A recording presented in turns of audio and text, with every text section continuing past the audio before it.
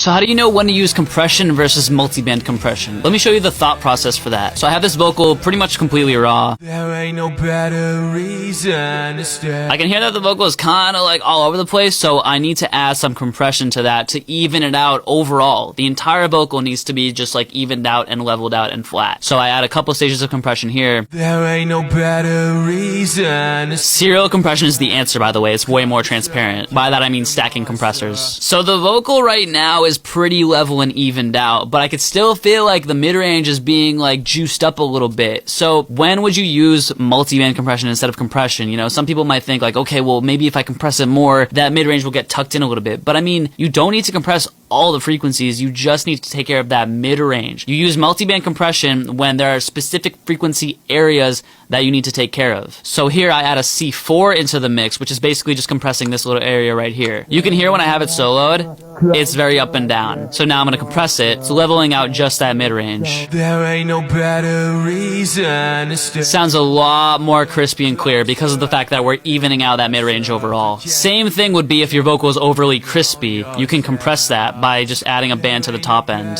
which also works as a de-esser if you think about it. So again, compression is to level out the vocal overall. Multiband compression is when you have certain problem frequency areas that are sort of like poking out or uneven. Hope this was helpful. Follow for more tips, DM for coaching, mixing, or production.